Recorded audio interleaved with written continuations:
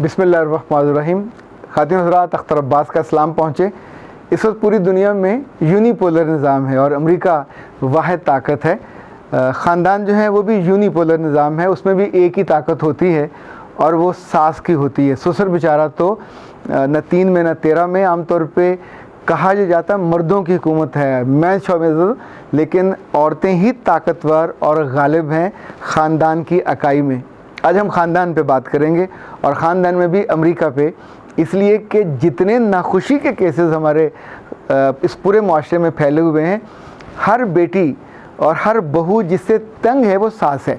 अब सोचिए कि अमेरिका इमदाद देने के बाद जब सब लोगों के बीच में बैठ के वो जिताता है और एहसान धरता है तो उस मुल्क को और उस मुल्क के लोगों को भी बड़ी शर्मिंदगी होती है। और आम तौर पे वो उनके साथ ये करता है जो उसके खैर ख्वाह दोस्त होते हैं। सास के बारे में मैंने नोटिस किया कि ये भी हमेशा अपनी खैर ख्वाह और ख़िदमत गुजार बहुओं के साथ ये करती है, क्योंकि जो बदतमीज़ और तुंद खू बहू होती है वो तो करीब नहीं लगती, बचा हो जाता है।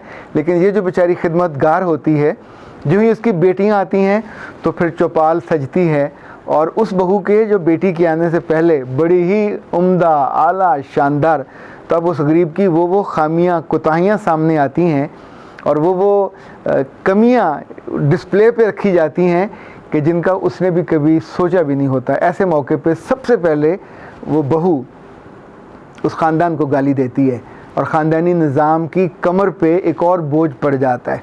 ख़ानदानी निज़ाम अगर तो कहीं इसलिए है कि वहाँ रिश्ते जोड़े जाएं, अगर ख़ानदानी निज़ाम इसलिए है कि एक दूसरे की मुश्किल में मदद की जाए, और ख़ानदानी निज़ाम इसलिए है कि नई नस्ल को पुरानी नस्ल की तालीमात और उसकी जो अच्छी वैल्यूज़ हैं वो दी जाएं, तो बहुत अच्छा है। हमारी बहन डॉक्टर स्मिहा राहिल काजी ने तो PhD भी इसी मौजू पे की है, ख़ानदानी निज़ाम पे।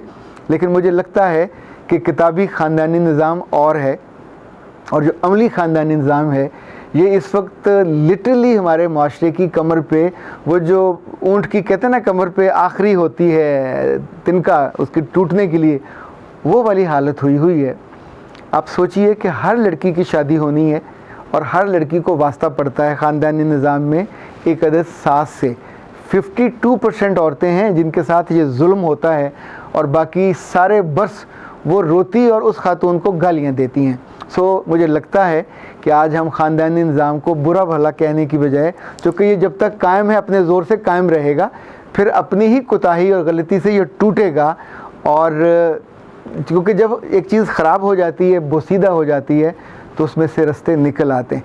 इसी निज़ाम में ऐसे वालिद भी हैं, ऐसे दादे भी हैं कि जिन्होंने वक्त आने से पहले ही अपने बेटों को और अपने पोतों को घर और जायदाद अलग कर दी। जो ही नया बेटा आता है उसका घर अलग बना के दे देते हैं और वो इंडिपेंडेंट रहना शुरू कर देता है। तो बहू को उस ख़ानदानी निज़ाम की दूसरे खूबसूरती नज़र आती है, कभी कभी जाना मिलना, उसका जो बोझ है वो उसको उठाना नहीं पड़ता। ए प्यारे लोगों, मुझे लगता है कि आज हम इस पे बात कर लें कि ये बच्चियाँ जो ख़ानदानी निज़ाम में जाती हैं और जाके अपनी सास के जुल्म का शिकार होती हैं, कुछ तरीके तो ऐसे ज़रूर होने चाहिए जो इनको हम सब मिल के इनकी अपनी अपनी सासों से बचा के रखें। और ये सासें वो हैं जो शुरू के 2-3 दिन बहुत अच्छी होती हैं, इनको ब्याह के लेके जाती हैं। अल्लाह जाने घर जाते ही जो ही उनको वो सरसों का तेल डाल के इनको अंदर ले जाना होता है, उसके बाद उनकी काया पलट जाती है। अगले दिन इनकी आरज़ू होती है कि सुबह सुबह 4 बजे जाके दरवाज़ा खटखटा के उस गरीब के बच्ची को बाहर निकालें कि तू बाहर निकल, ये बेटियों वाला घर है। फिर उसके बाद उस घर से नौकरानी चली जाती है, सफाई वाली चली जाती है और इस बेचारी को शुरू में ही काम पे लगा दिया जाता है। जो आम हालात में वो नहीं इस तरह करते, पर आई डोंट नो, वो जिसको बहुत चाव से लेके आते हैं, फिर उसके सोफ़ों पे, उसके चादरों पे, उसके कपड़ों पे, उसके बर्तनों पे, इवन अपने बर्तन छुपा के रख दिए जाते हैं। अब उसको तकलीफ़ देने का मरहला शुरू होता है। इस मौके पे जो सबसे अहम काम हो सकता है, जो ख़ानदानी निज़ाम की बचत हो, वो बेटे हैं कि बेटों पे जब भी माँ और बाप खूब उन्हें भर कर, उन्हें वो पंप करके भेजें अपनी बीवियों के पास कि जाओ जाके इनको दबा के रखो। अभी पिछले दिनों एक साहब ने मुझे कहा कि मेरी माँ ने मुझे 11 साल की उम्र से ये कहना शुरू किया था कि बीवी जब आए तो उसको दबा के रखना, औरत को दबा के रखते हैं। अच्छा, खुद वो शेर की बच्ची घर में हर तरफ धाड़ती फिरती थी, उसका मियाँ नहीं दबा सकता था। लेकिन बेटे की शादी हुई और 11 साल उसने अपनी बीवी को जानवरों की तरह दबा के रखा। फिर जब ज़िंदगी में धोखे ही धोखे मिले अपने ही बेटों भाइयों से और अपने ही बहनों से, तो फिर उसको वो बीवी याद आई जो उसकी मुखलस भी थी, सिंसियर भी थी, और जो उसके कंधे के साथ कंधा लगा के खड़ी थी। She was the only one in the world जो उसके साथ खड़ी थी, उनके साथ वो जो ट्रस्टवर्दी थी। तब उसे एहसास हुआ कि हर बात जो कानों में पड़े उसको नहीं मानना चाहिए। सो ख़ानदान में रहने वाले बेटों को ये चाहिए कि अपनी बीवियों के पास जाते हुए जितना उनको पंप किया जाए वो वहीं सीढ़ियों पे रख के जाएं, अंदर लेके ना जाएं। इसी तौर पे जो लड़कियां हैं, जब इनकी माएँ और इनकी बहनें इनके कानों में कुछ भरती हैं तो वो भी कमरे के बाहर रख दिया करें, जैसे हम कूड़ा बाहर रखते हैं, ताकि जब इनकी दोनों की आपस की मुलाकात हो तो उस पर वो जो प्रेशर है जो गैर फितरी है उसको लेके आपस में लड़ने मत बैठ जाएं। देखें, कल आपके बच्चे होंगे तो ये सास आपको फिर अकल सिखाएगी, ये कम अकल है, ये जाहिल है, हमारे ख़ानदान में बच्चे ऐसे नहीं पालते, मैंने तो बच्चे ऐसे पाले थे। ये अपने मियाँ को पकड़ाती है और मियाँ को भी गाली पड़ेगी कि तुम कैसे बेहुदा और जन मरीद हो, अपनी बीवी के बच्चों को उठाए फिरते हो, इसको उठाने दिया करो। कैसे ख़ानदान चलेगा?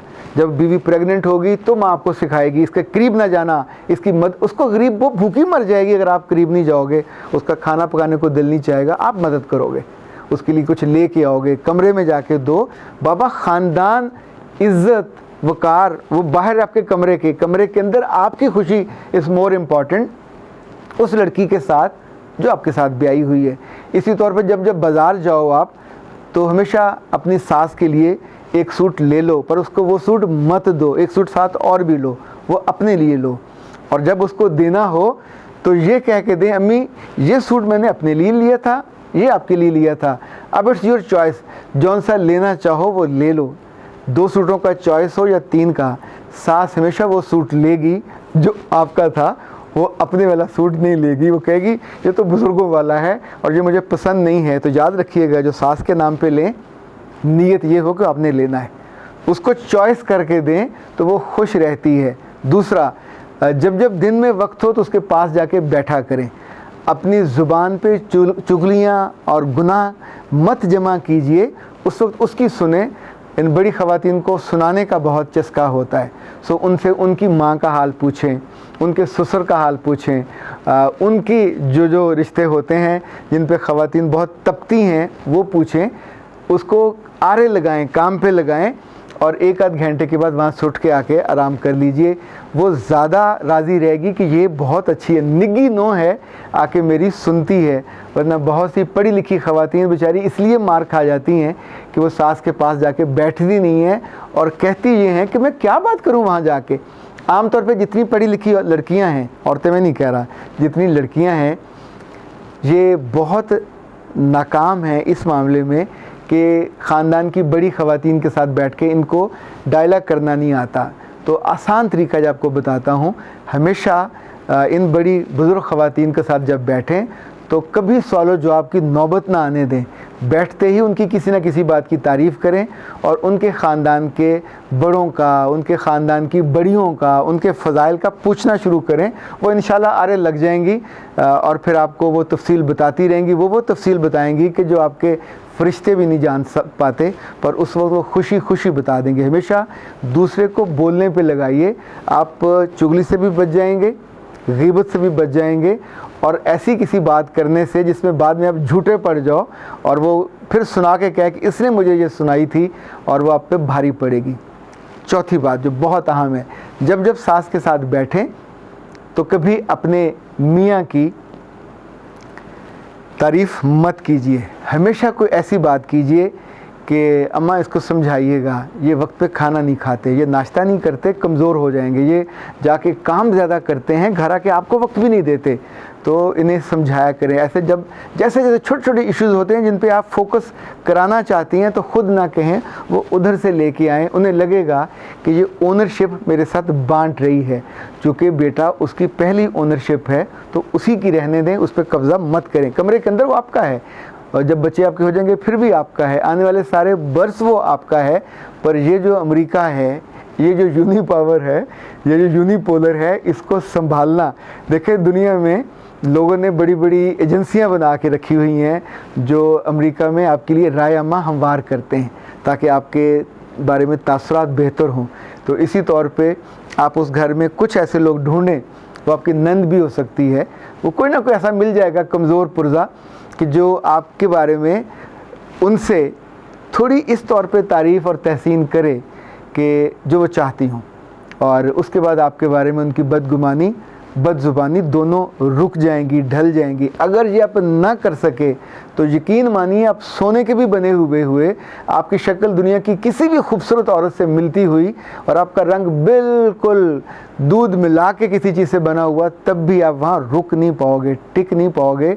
मैं ऐसे ऐसे केसेस को जानता हूँ कि लिटरली जिनको देखने से उनका चेहरा मैला हो, उन पे उनकी सासों की मोहब्बत की निगाह नहीं पड़ी और उनको बेइज्जत करके इल्ज़ाम लगा के ऐसे ऐसे बेतुके बेहुदा कि उनको आप सुनना भी पसंद ना करो, पर उनकी खानगी ज़िंदगी ख़त्म हो गई और उनको धक्के दे के या धक्के दिलवा के वहाँ से निकाल दिया गया सिर्फ़ अपनी ईगो के लिए।